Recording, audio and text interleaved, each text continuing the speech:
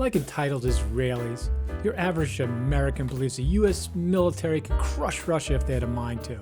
If we really wanted to boot Russia out of Ukraine, we could, but we haven't. Ukraine said it could do it with enough weapons, but you think we're going to give them enough weapons to make them look good? Nah, that ain't how America rolls. We're all Joe Rogan, smoking weed, drinking, calling the government stupid but having no alternative plan ourselves. Joe Rogan's plan for peace on Earth is a mansion in Texas and a big chill out, watching two men pummel each other into brain damage. Chill out, America. So what if Russia takes Ukraine? That's just life, bro. Dude. If the U.S. fielded its army today, it would be crushed, drone meat. It has no answer to how war has evolved in the past few years. No experience. How do we know this? The M1s that ended up as trophies on Moscow Square. You think the more advanced ones we held back would have done better? Keep smoking your weed? Dude. F-16s have so far not made a difference. And where are the promised American best tech drones on the battlefield? Nowhere. They're all Chinese or made with Chinese parts. Sure, the US can sanction chips that go into your little cell phones. Whoop-de-doo.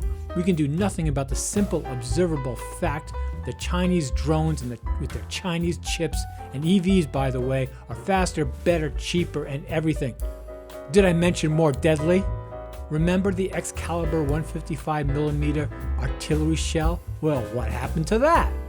The dirty little secret is the US has a military built to fight yesterday's war. Even if Ukraine was given F-35s, so what? It's already firing plenty of cruise missiles. How would they change the Donbass with that? I can't see how they would. The simple fact is it takes dead bodies to take territory. Surprise! Same as it always was. Americans have forgotten that.